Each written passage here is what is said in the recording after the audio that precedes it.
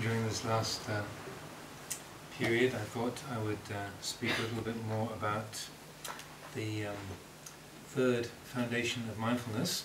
So yesterday I was talking about how the practice of mindfulness of breathing supports the four foundations of mindfulness, and how those four foundations of mindfulness support the development of the seven factors of enlightenment, which then lead to liberation. So of the foundations of mindfulness, then the third one is what's called citta-nupassana. Citta is the word for mind or heart, and upassana means contemplation of or investigation, that kind of aspect of looking closely at, exploring and seeing how things work. So citta-nupassana, it's in some ways it's very interesting that in the Satipatthana Sutta it doesn't take up very much space. It's quite a brief section of the whole sutta. The majority of it actually is the first one, mindfulness of the body. The citta-nupassana doesn't take up a lot of space, but particularly because we spend so much time with our thoughts, it's particularly significant. And this is an area where Ajahn Amaro has spent many years focusing upon in his teaching, looking at citta-nupassana, the contemplation of mind states, and the aspects of mood and attitude. One of the interesting things, and why this supports, an understanding of this area supports the factors of enlightenment and liberation, is, as has come up a few times during these days, how much we dwell in our thoughts, we believe in our thoughts, we take our thoughts to be an ultimate reality, and so that if you're thinking, what, me? I don't do that. The very fact that judgment seems like a real and valid statement, and that the mind doesn't say, oh, that's a judgment. It says, no, that's a direct and accurate representation of truth. We don't easily recognize that a thought is just a thought. An attitude is just an attitude. That a mood is just a mood. One of the interesting things, and I think Itama was saying that they spend more time looking at the Satipatthana Sutta than Anapanasati Sutta, so this is probably an area many of you have looked at and considered before. But one of the really interesting things of that section of the sutta, it simply says, knowing the angry mind is angry, knowing the mind free of anger is free of anger, knowing the expanded mind is expanded, the contracted mind is contracted, knowing the distracted mind is distracted, knowing the mind free of distraction as free of distraction. So there's just these pairs of qualities. If I remember correctly, I think there's 16 altogether, and there's no moral judgment. There's no, in that particular section, it doesn't say anger is bad and freedom from anger is good. It just says knowing the angry mind is angry and the mind free of anger is free of anger. Knowing that the expanded mind is expanded, the contracted mind is contracted. And that simply knowing that there is this mood, there is this attitude, there is this quality present. It's just sufficient to know there is this. That is the degree of mindfulness that is necessary. So this is, in a way, it's following along from other points we've touched on a few times. Just to be able to know, this is the mind feeling angry. This is the mind feeling jealous. This is the mind feeling inspired. This is the mind expanded and clear. This is the mind full of confusion. Just that much, when we recognize, whoa, I really lost it there. And just that, to the extent of recognizing, I've been totally adrift for the whole day. Look at that. That's what we would call citta-nupassana, recognizing that this is the state of mind that has been present and is present. So just that degree of mindfulness is being pointed to here as making a very significant difference, because at that moment of recognizing, oh, here is confusion, or like my mind is really filled with doubt, or my mind is totally empty. That at that moment is a recognition, this is a state. It's not an ultimate reality. It's not something substantial. It's a state.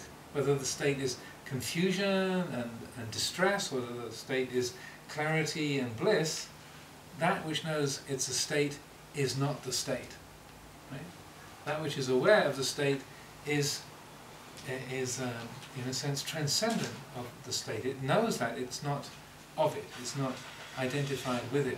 So, in a sense, whether the state is confused and chaotic and a mess, or whether the state is blissful and wholesome, in this instance, it doesn't matter, because that which knows bliss and that which knows confusion is the same knowing.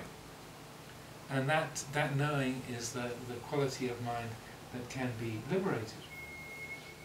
So that in that establishment and development of Cittanupassana, there's a tremendous strength that we have, because we so easily believe in our moods, we believe in our thoughts, we take them to be absolutely real. But to know that, oh, it's just a thought, this is just an opinion, this is an opinion that I might be very convinced of, but this is the feeling of, this is not an opinion, this is a fact, this is the feeling. You know, when there's mindfulness, there's a recognition of, this is not an opinion, this is a fact feeling. That's what this feeling is. It's the feeling of, I'm right, you're wrong. This is a fact and you're deluded. That's what this feeling is. That's how that judgment appears. So it's, in a sense, taking a step back from the content of thought and mood and attitude, and recognizing this is a mind state. That's what's happening here now. And when we develop this, we sort of look at this directly and develop it, it's amazing, at least to me, how often during the course of the day we are born into, we believe in our moods, in our attitudes. I need to know this, I can't stand this, or this is wonderful, or I love this, or what I think is, or in my opinion, and we over and over and over again take them to be absolutely true and real. But just to be able to apply this Cittanupassana, that contemplation of mind and mood, and say, well, this is the mood of being convinced. This is the mood of being uncertain. This is the mood of wanting. This is the mood of contentment. That's what this is. This is the contented feeling. This is the discontented feeling. This is an angry feeling. This is a peaceful feeling. And the more that can be steadily and say precisely applied, the more space we find in our day, and the more we're able to, as I've been saying, to respond rather than react. So earlier on we were talking about mindfulness of being misunderstood. This is a very useful practice, being consciously misunderstood, misrepresented. That feeling of, it wasn't that way, let me tell you. But to let somebody misunderstand you, to let somebody misrepresent you, and to not jump in and try and fix it. There's a little saying of Confucius, which is, those who justify themselves do not convince. The very act of jumping in to say, but it wasn't like that, the very energy behind that jumping in to try and explain and justify yourself then creates a lack of conviction in the communication. As I was saying earlier, how sometimes when you leave it alone, then the situation resolves itself without me having to jump in and fix it. So I've made an active practice of this in the past, of letting myself be misunderstood, letting myself be misrepresented. In that example I was giving earlier about the Sangha meeting a month ago, that was just a simple example of that. So along with these, so there's many areas. It's not just letting yourself be misunderstood. Also, in recent times I've been looking a lot at what I call mindfulness of awkward feeling. So when something happens that you really didn't want to happen, oh no, when somebody sort of complains to you about something, or you've launched some kind of a project and it's all gone wrong, or someone someone gets really upset with you and you're in a really inconvenient situation. Oh no, not now, oh, not this, oh dear, oh this is so inconvenient, oh no, oh no, oh dear, I really hurt her feelings. Oh. This is awkward feeling.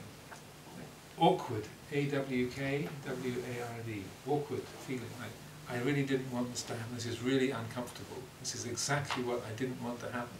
So, if you're anything like me, you immediately start strategizing. How do I get out of this? How do I fix this? How do I make it all right? How do I get away? How do I switch it off? We do what we can to get away from that feeling.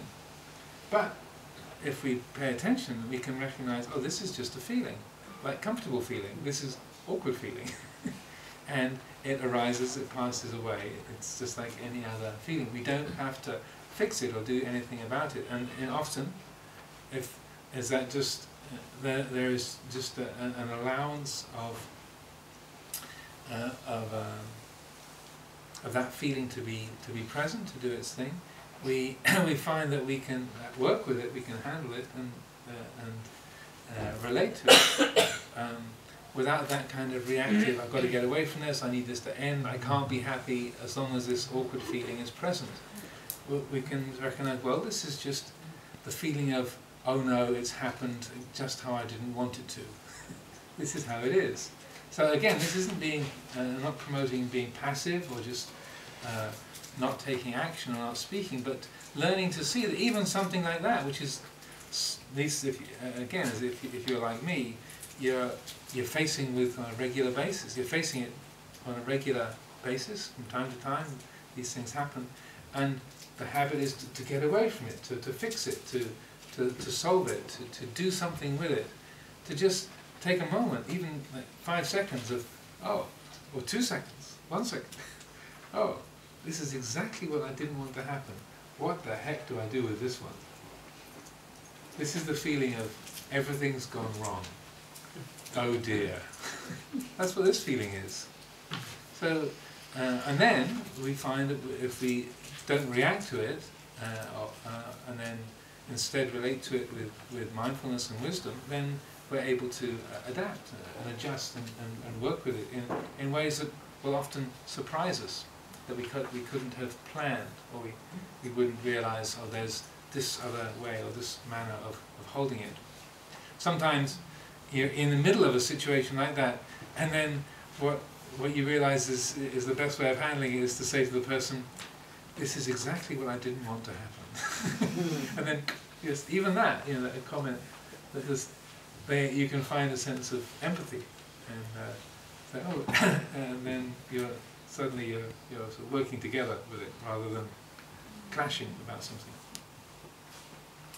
So this is this is a very fertile area, very helpful. And so I would encourage, as we separate out from each other in the next little while. It's just gone 6, so we've got less than an hour of this entity that we've been for these last few days before we all separate and go our separate ways. But this is something that you take with you and bring into being, because it's an extraordinarily valuable resource. Another of the themes that's come up a few times that I thought to address and look at as we close. Again, it's somewhat to do with thinking, but the cultural conditioning around idealism.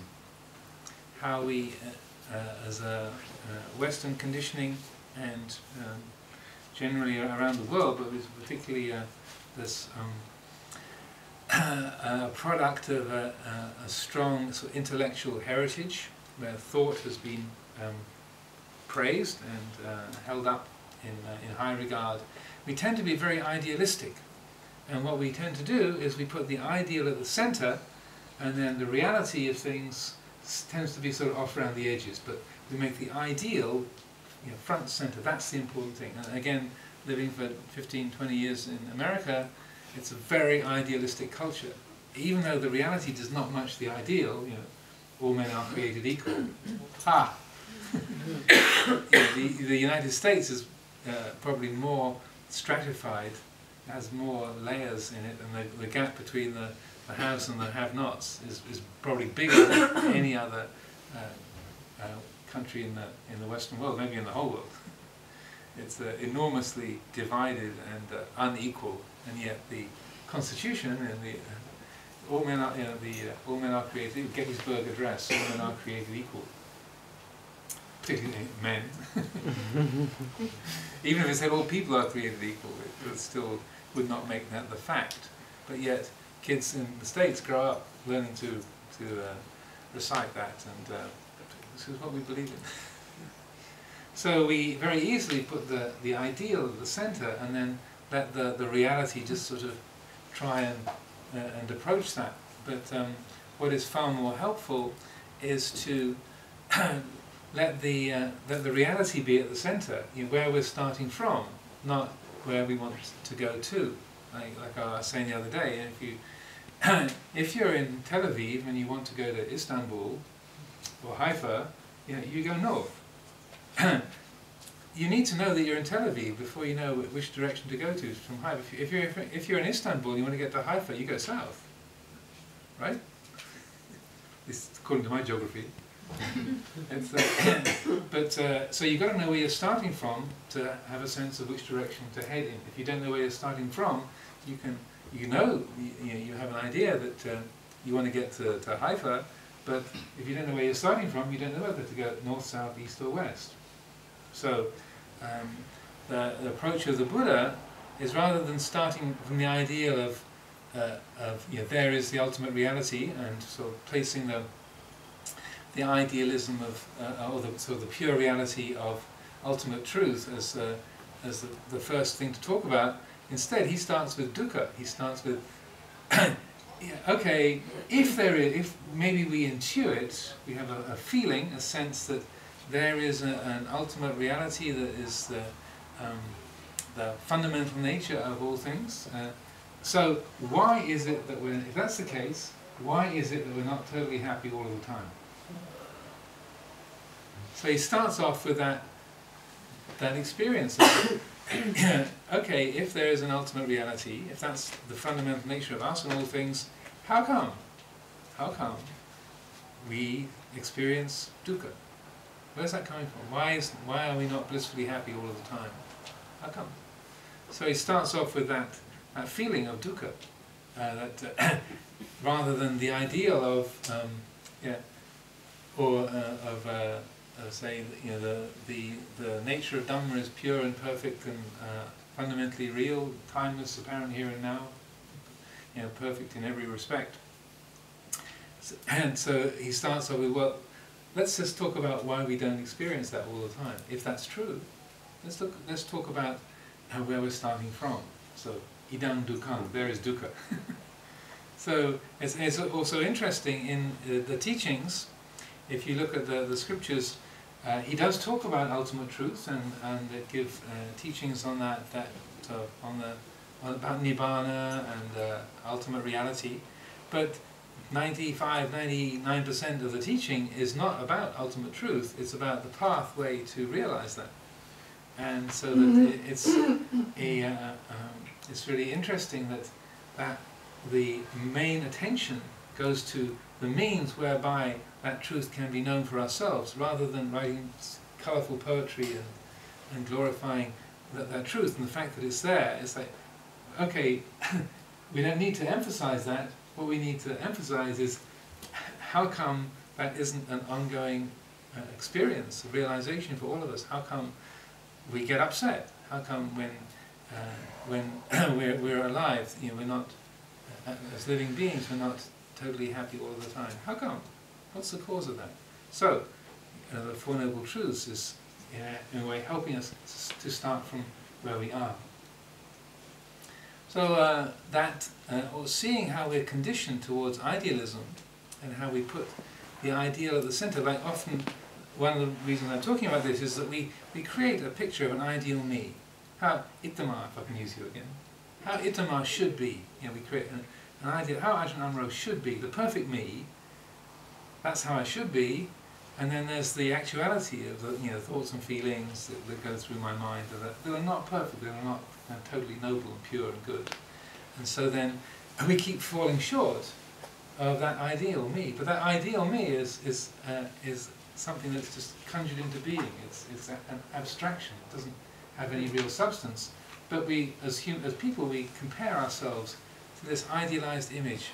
If I was perfect, if I was a good person, if I was a good meditator, if I had my practice together, then I wouldn't have these feelings of jealousy or anger or fear or laziness. And so then because we inflate the picture of the ideal me, then we create the negativity and we obstruct our own real development. So that it's not as though ideals are bad. We have like a Buddha image that's there to be an ideal, sitting perfectly still, totally composed, never even has knee pain. Always,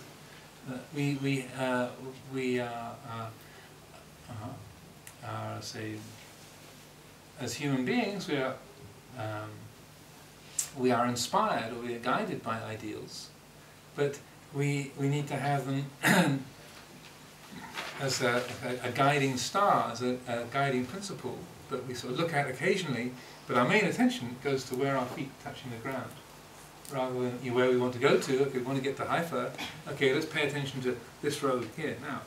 So like Gadi was driving us yesterday, so I was very, very happy that he was paying good attention to the road and paying close attention to the traffic, even at the intersection where the lights are up. The guy was carrying the traffic lights on his shoulder.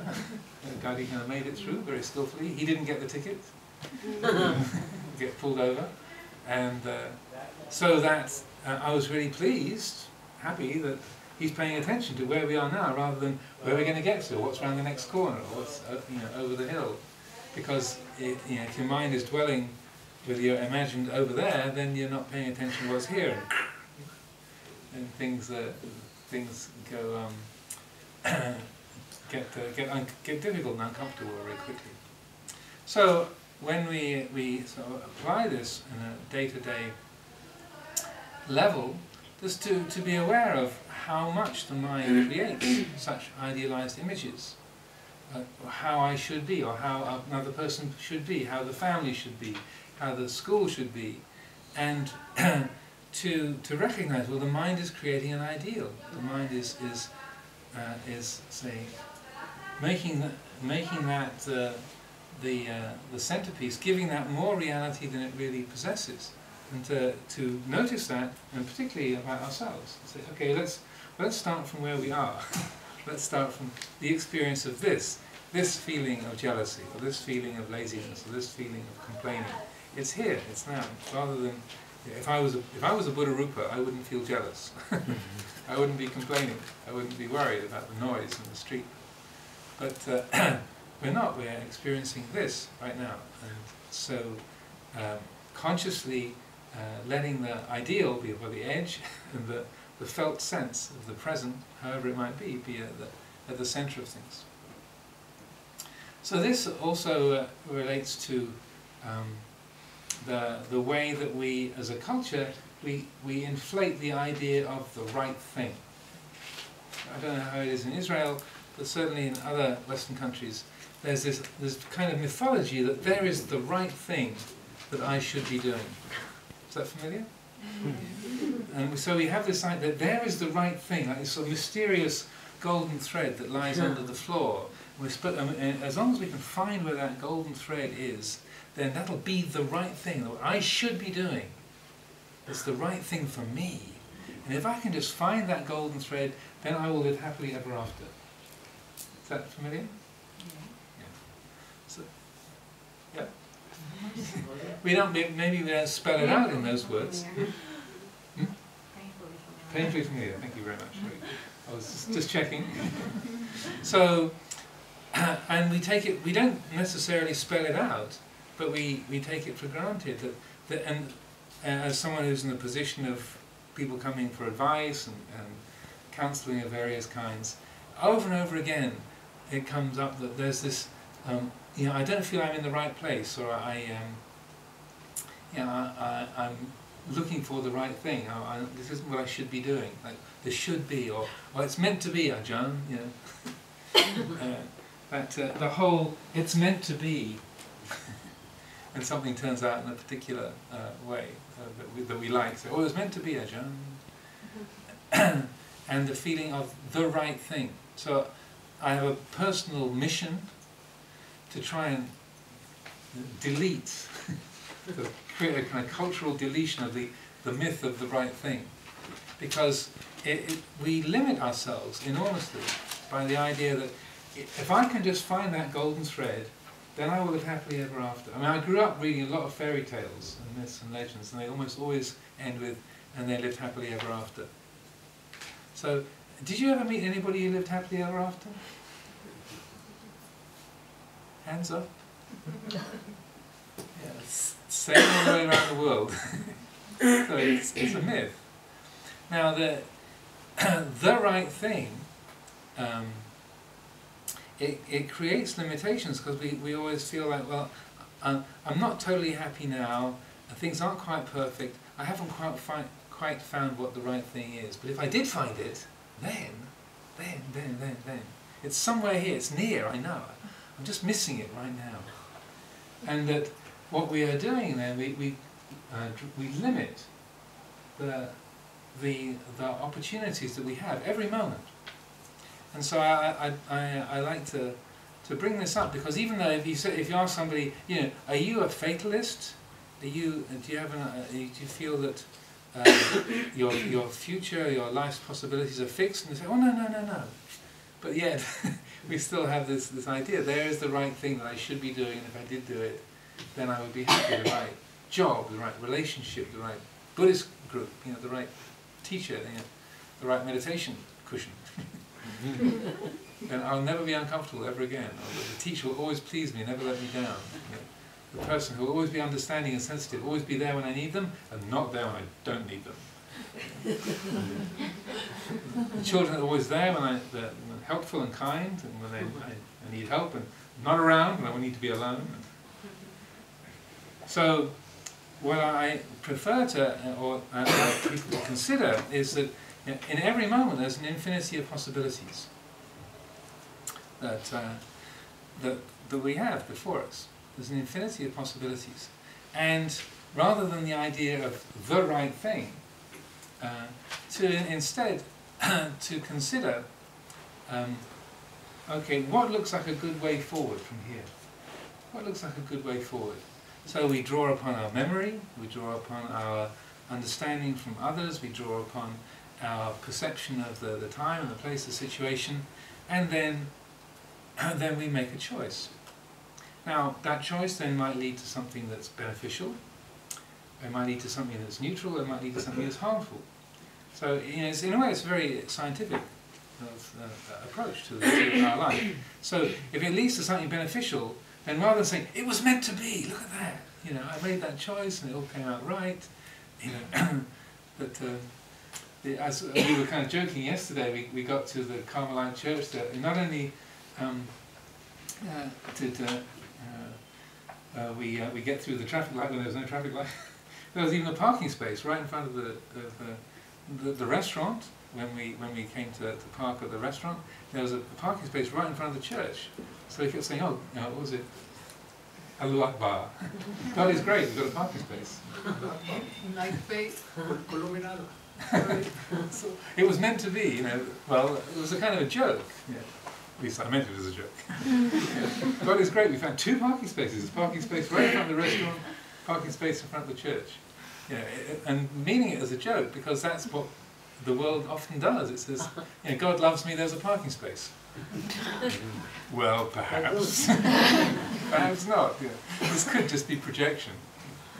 So, we see we have a pleasant result, and rather than saying, it was meant to be, or yeah, great, I'm a success, this is fantastic, and then grasping that success, and then identifying with it, we recognise, well, that was convenient, that's handy, you've got a parking space. Very nice, very useful. Good. Leave it alone. We don't create a whole story or identify with that success. Okay, this is pleasant, this is good. Now, what can I learn from this? Similarly, if things don't work out, we had no parking space, or we were the one that got the ticket at the intersection rather than the other guy, then rather than, oh, this is a disaster, this has really gone badly, we're driving around in circles, we've got nowhere to park, the time is going, you've got time for the meal. Instead, we can consider, well, this isn't what we wanted.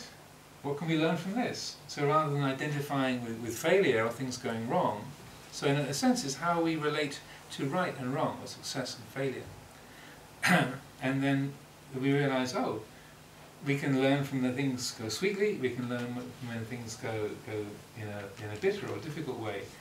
We get to learn in both respects. And even when it's somewhere in the middle, we can learn from that too. So a little experiment I like to do with people very often is to ask a question. So, now, can any of you think of some particular event that happened, say 5 or 10 years ago? You got a promotion, you got a book contract, you fell in love with someone, you got married to them, you joined a monastery, or you got a prize, and you thought, yeah, fantastic, this is great, I got the job, I got the promotion, yeah, now we're together, hooray. And then 5 or 10 years later, you can look back and think, what was I thinking of? I can't believe I was celebrating. That was such a disaster, and I was just so happy about it at the time. Any of you have that kind of experience? No, I could say the opposite. And then the opposite, exactly. That's the second part of it. It was a failure. Yeah, it was a total disaster. Like, you failed that exam, you got fired from that job. The other person, she got the prize. And damn, that's unfair, that's awful. My life was ended.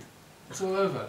And then 5 or 10 years later, they think, well, I never would have asked for it, but not getting the prize, that was fantastic. That was so useful. I won't ask for a show of hands, but I can think probably most of us have had that experience. So, what does that tell us about success and failure?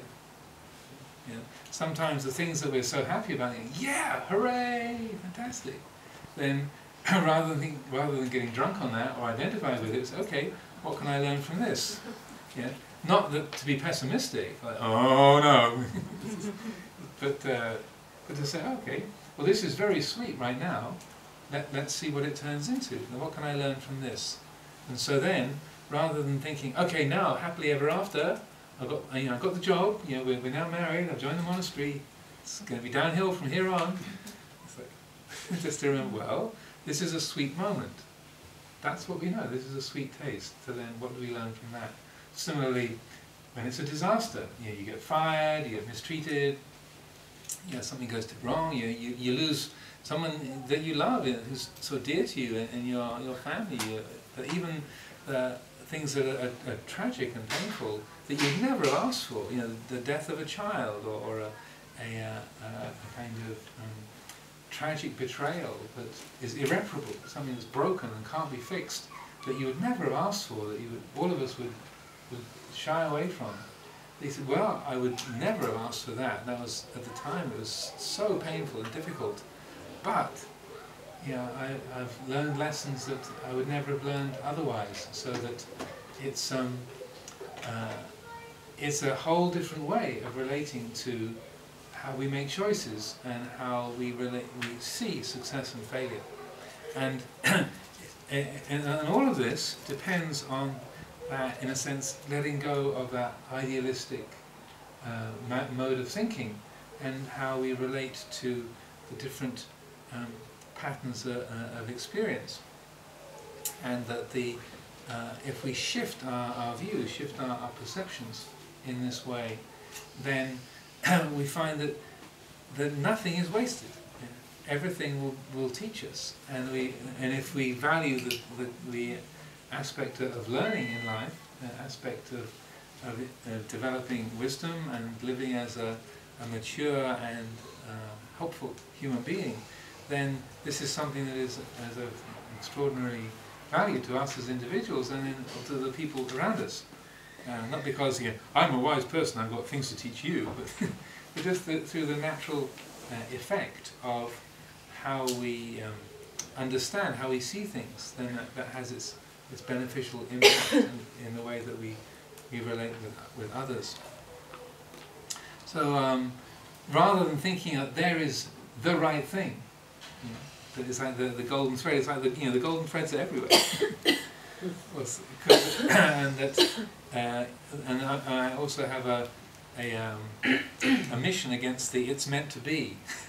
Like, if you picture a tree, and you're on the end of you've gone up the tree and you're at the end of a branch, and imagine you're a little bird or an insect sitting at the end of a branch, and you can see this perfect pathway that goes all the way back from where you're standing right here, all the way back, right to the trunk and down to the root. And so, yeah, this is, look, it's magical. It's meant to be. This is how I can see how it's all connected. There's this little twig, and then that larger twig, and then the small branch, the big branch, and then all the way back to the trunk. I can see the pathway. It goes right back to the very center. I can see. Look. It was meant to be. It's like, well, if you're at the end of a different branch, that would be meant to be. If you follow what I'm saying, that we through our own projections, we kind of glorify the place where we are, but in fact, it's nothing particularly special about that space or that point of view. It's just that's the result of the choices that you have made. But then the mind embellishes it, dresses it up, and says, "This is something special. This is something unique. It was meant to be." I would say it's all a lot less personal and more impersonal than that. But even though that might make us feel a little bit uncared for or lonely, or I want to think about the invisible powers looking after me. Well, you might like to think about that. But rather than that kind of impersonal quality being threatening or not comforting, if we explore it and look, then what I find is incredibly comforting is just the beauty of the laws of cause and effect. And in a way, Buddha-dharma is I would say, not to sound too inflated, I say it's a religion for grown-ups. It's not the kind of thing, don't worry, everything will be all right. We'll all go to heaven and become one with the absolute. We'll all, which is not to trivialize things, but that's how a lot of people relate to religion. Is that when someone's died, she's gone up to heaven and she's with Dad, isn't she? Like, well, maybe. But so we can relate to religious teachings, spiritual teachings, in a very childlike way. And when people say that, I try to be honest with them. I say, it's all going to be all right in the end, isn't it, Ajahn? I say, well, what do you mean by the end? What do you mean by all right?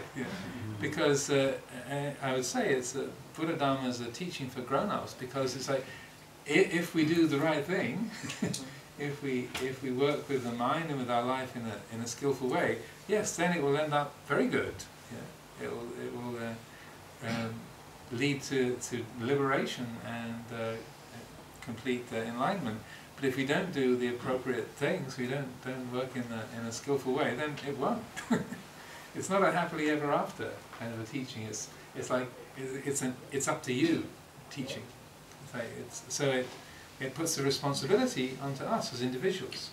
It's what I do, the choices I make, what I choose to follow, what I choose to let go of. It's the choices that happen here that make a difference, and it's not up to the mood of the universe or the forces outside. And so, in that respect, the Buddha-dharma is more challenging. It's not comforting or consoling. Don't worry, everything's going to be all right. Which, when you're a parent and you're comforting a little child, and they're upset, then that's the appropriate thing to say to a little child when they're injured or they're sick. Don't worry, everything's going to be all right. But when we're grown up, I feel it's more useful, more realistic to recognize, well, the all rightness depends on what we do and how we relate to our experience. Yeah, maybe the last thing to talk about in terms of making choices, and following up from what we were saying about responsibility and just what I was saying then, right? It's up to us. That just to address that, taking responsibility, but not making it personal. That's the trick, the balancing act.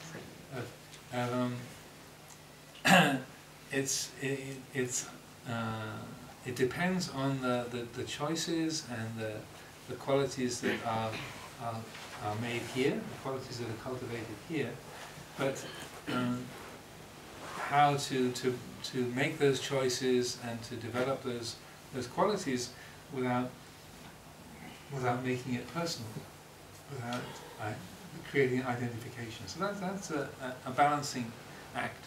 But also in terms of making choices and how we live, as we practice, we begin to find that we can trust the effect of being awake, being mindful. That when there is mindfulness, it doesn't have to be me doing something or me even doing my practice. But more, if there's sufficient mindfulness and wisdom, then the practice happens, or even your work and your fulfilling your responsibilities. Those, in a sense, like the body breathes on its own, we find that we can live like breathing. That there is like a natural responsiveness that we can rely on in relationship to the world. So I like to use this phrase: it's a self-adjusting universe, and you, I, your body, your mind, are part of that universe. And so the quality that helps those adjustments to happen in a most beneficial and harmonious way is mindfulness and wisdom, satipanya. The more there's wisdom, mindfulness in the mix, then the more we are able to stay tuned, that our life remains in tune. So in a sense it's the conductor, going back to the orchestra, if the conductor is very skilled and is alert, then the whole orchestra of your life, your body, your mind, everything stays in tune and you get beautiful music. If the conductor is drifting off, is distracted or is unskilled, then pretty soon you get, or is deaf even, then pretty soon you get difficulty and discord. So that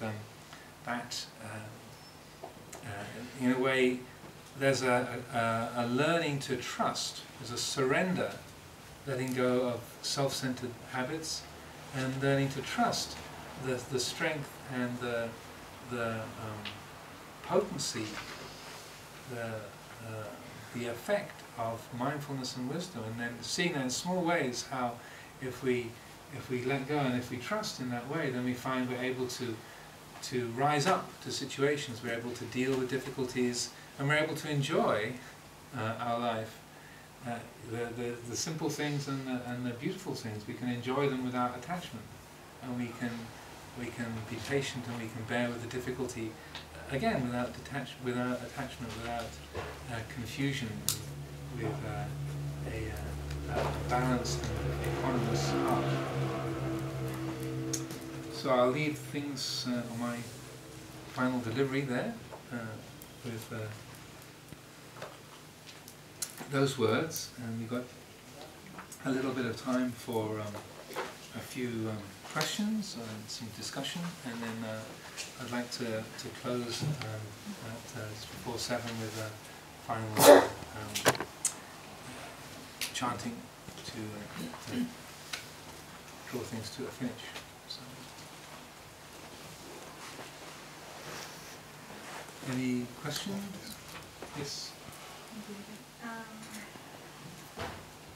I have this tendency to kind of be very protective of animals. All animals, and that includes insects. And I don't ever kill them, and whenever I can, kind of see that they're struggling or something, to help them. And I always ask the people around me to at least respect that while they're with me. or in my house, or when I visit somebody else's house, and it really bothers me. Like I can't stand it when people just smush about or something like that. And sometimes people kind of, they make fun of it a little bit, but cooperate to a certain extent, but not when it actually bothers them, like if it's a mosquito, or if it's, I don't know, a spider on the wall, and they hate spiders, and it's their house, and, and they can't stand it. And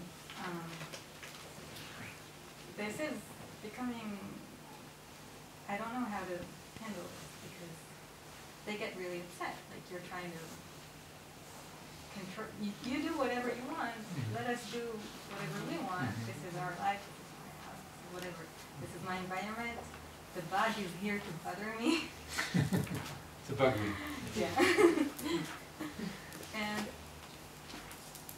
I can't not take it personal in a way, like I feel like if I have the ability to protect the life, I should do it, even at the cost of getting into an argument.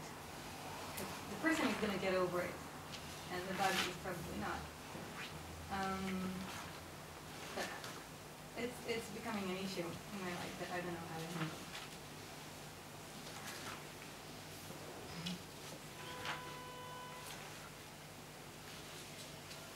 Well, that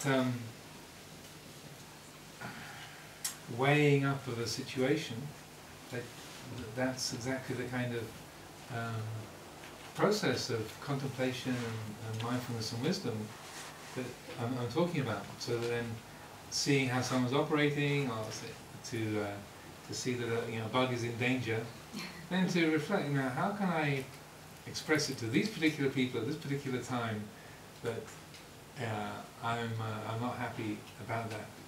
And so, and there's no fixed formula for what you should do. That respecting the fact that you care for the lives of creatures, which is very noble and wholesome, and all the bugs be very glad about that. But it's also, I would say, it's dependent on all the different aspects of a situation. Who is it? Is it your family? Is it someone at the workplace? Is it someone older than you? Someone younger than you? Is someone who is inclined to listen to what you've got to say? Are they not inclined? How do you approach the subject? How do you make fun of it? You say, hey, let me catch that. I'll put it outside for you. Can I do that? Or do you come at it as a game? Do you come at it as a sort of moral campaign? What do you do? So that is going to be completely governed by the details of that moment. I can't say what's going to be the appropriate thing to say to you until I've heard your question. There's got to be the question first before then the response comes forth. So having the principle in our heart of I respect and love the lives of all creatures, and I have a strong feeling to protect, but also recognizing even with the best, the greatest powers in the world, you can't protect the life of every insect. That it's not possible. And so it's sort of balancing that noble intention and then attuning the mind to the time, the place and the situation. There's another aspect of it that is really useful is that within I don't know what the word is in Hebrew, but the English word compassion literally means to suffer with. Com means with, and passio is to suffer. So compassion is to suffer with another. But in Buddhist psychology, karuna is not a state of suffering.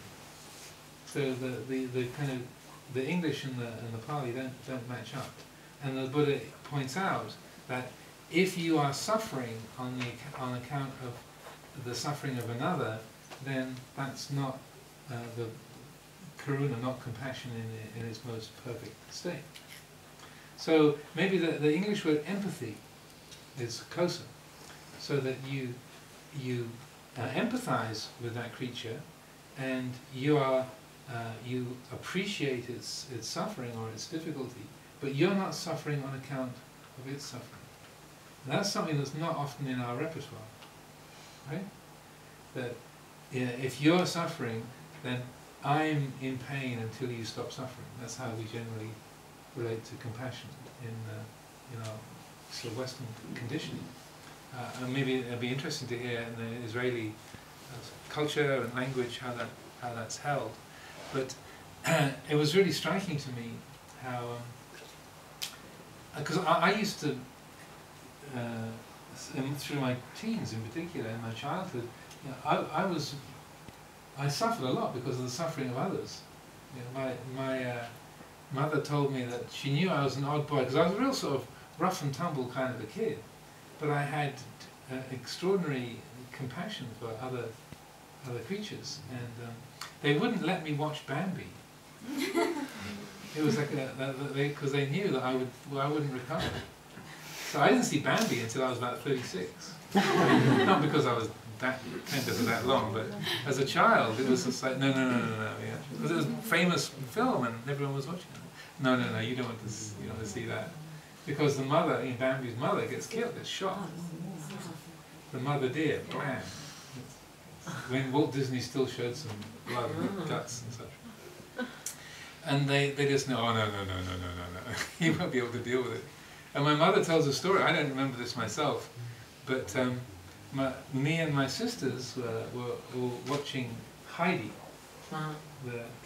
this story about this little girl in the Swiss mountains. And my sisters were kind of glued to the screen, sort of avidly interested. My mother said I was sitting there, there's tears pouring down my face. I was about 4 or something, 3 or 4 years old. So I felt things very strongly, and it was, as I went up through my teens, it became a really big issue, because I wanted to, any situation I met, anybody I met, or any animals, that if they were suffering, then it was my fault. And if I couldn't help them to not suffer anymore, then it was my fault they were still suffering. So I struggled with that a huge amount throughout my teens. And then I was a novice in the monastery in Thailand, Wat Pananacha, and I had this really interesting, it was not exactly life-changing, but a very significant encounter. And funnily enough, it was with a soldier. It was this military officer who came to visit, and it was the main meal offering there is about 8:30 in the morning, and so by 10:30 or 11 o'clock there's usually nobody around the main meeting hall. And on that day I happened to be around, or tidying up or something, and all the other monks had disappeared. I was only a novice, didn't speak any Thai, but this visitor showed up, and he happened to speak some English, which was very unusual for people in that part of Thailand. And so none of the senior monks were around to receive him, and I'm always happy to chat with anybody for any reason.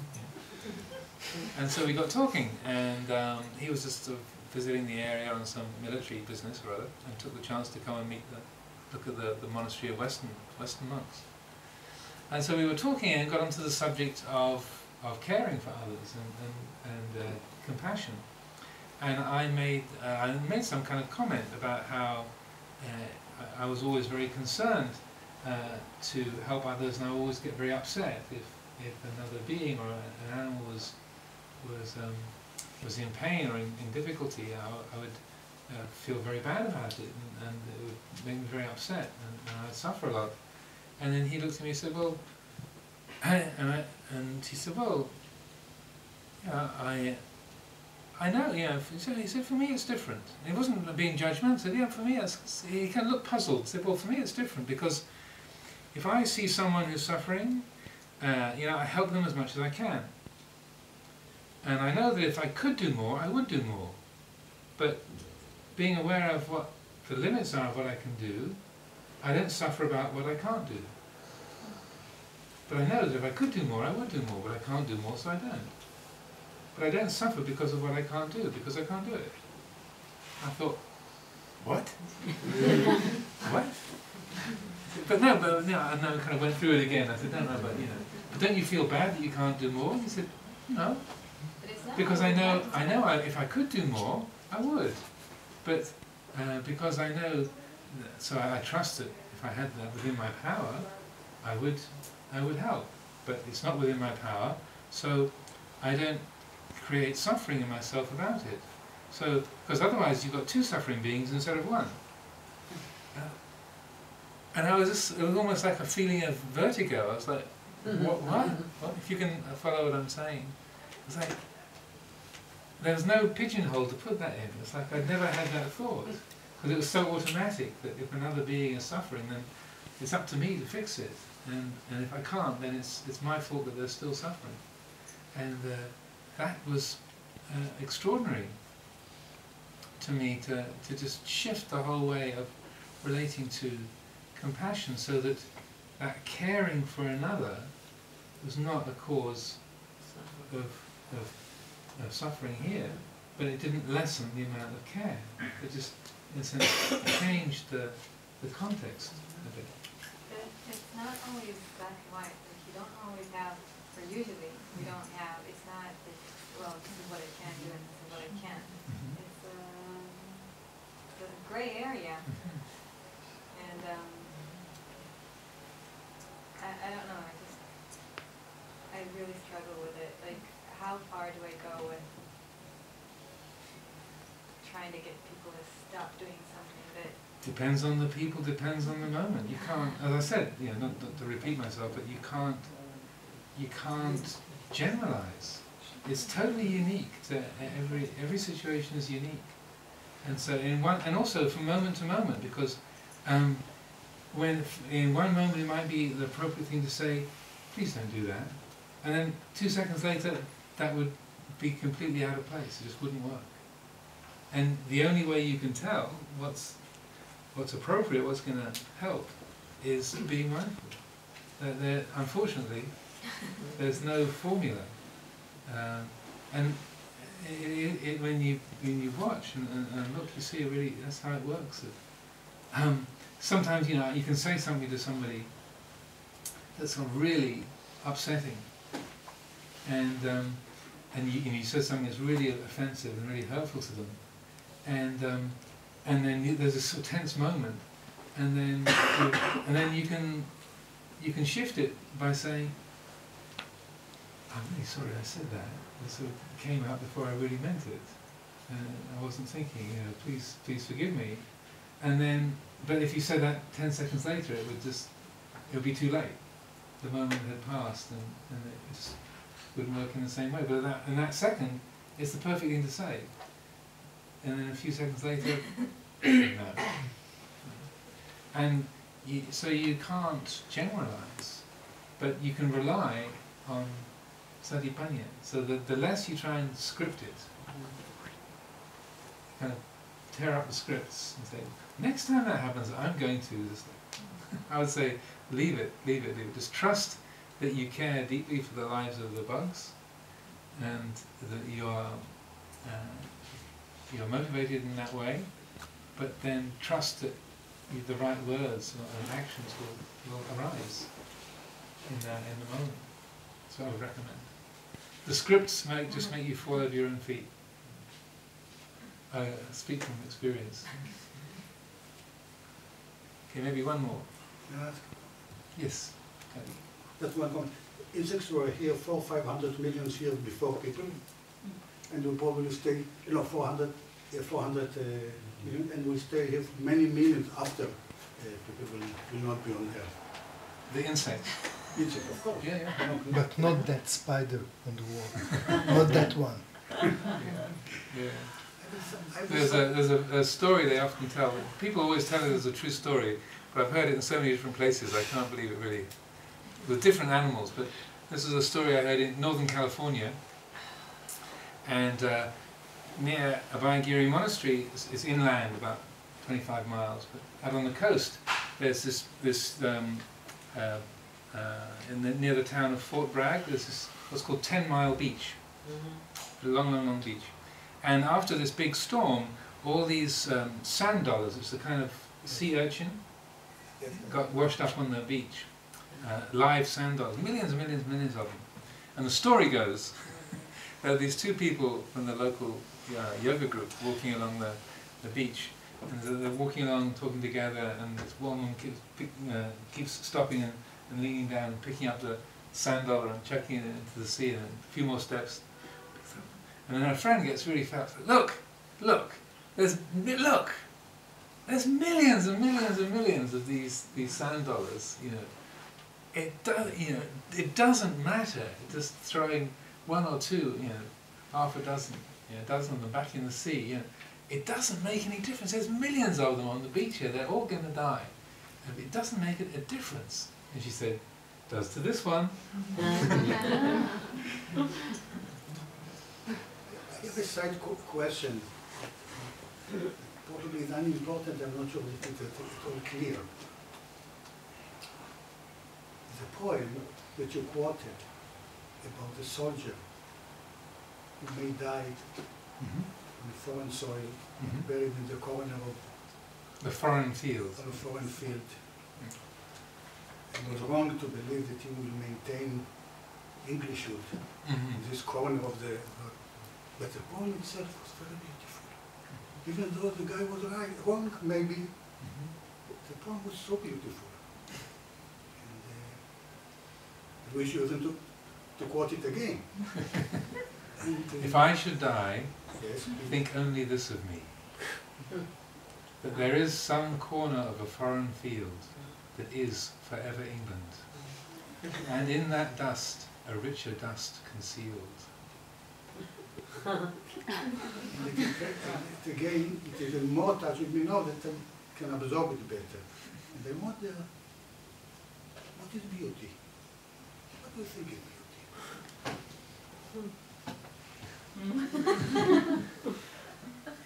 Add another day. Beauty is the experience of the heart when it knows reality. The reality is the beauty.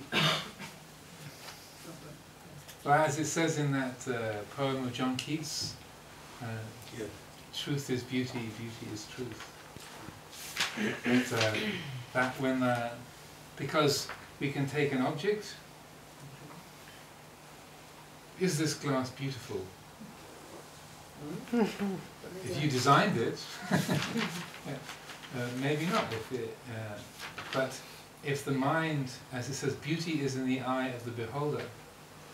So if the mind sees this in a pure and unobstructed way, and right here is the manifestation of absolute reality. So we can look at this. So the experience of beauty is within the heart of the individual when the reality of things is actualized, when it's realized. That's my opinion. I adopt this opinion on the side of Bhavana regarding beauty. Thinking about it. Thank you. So let's. You okay? Good. We can finish. Let's close things with the Buddha's words on loving kindness. For those who wish to chant, please chant. Those who wish to not chant, then please do not chant. I don't have a copy in front of me.